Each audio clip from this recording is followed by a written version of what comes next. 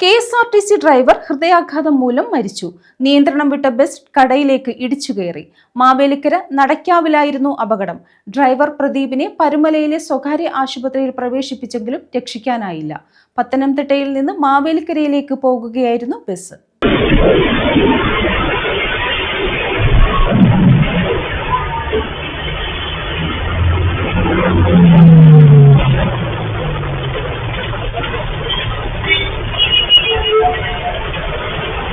യാത്രക്കിടെയാണ് ഹൃദയാഘാതം വന്ന് KSRTC driver കുഴഞ്ഞു വീണ് മരിച്ചത്.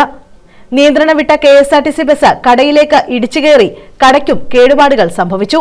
മാവേലിക്കര നടക്കാവിൽ വ്യാഴാഴ്ച രാവിലെ 9 മണിയോടെയായിരുന്നു അപകടം. ഡ്രൈവർ പ്രദീപിനെ പരുമലയിലെ സ്വകാര്യ ആശുപത്രിയിൽ പ്രവേശിപ്പിച്ചെങ്കിലും രക്ഷിക്കാനായില്ല. പത്തനംതിട്ടയിൽ നിന്ന് മാവേലിക്കരയ്ക്ക് പോവുകയായിരുന്നു കെഎസ്ആർടിസി ബസ്. യാത്രക്കിടെ ഡ്രൈവർക്ക് നെഞ്ചുവേദന അനുഭവപ്പെട്ട് ബോധം നഷ്ടപ്പെടുകയായിരുന്നു. അപകടത്തിൽ യാത്രക്കാർക്ക് പരിക്കില്ല. News bureau, Mavelikkara.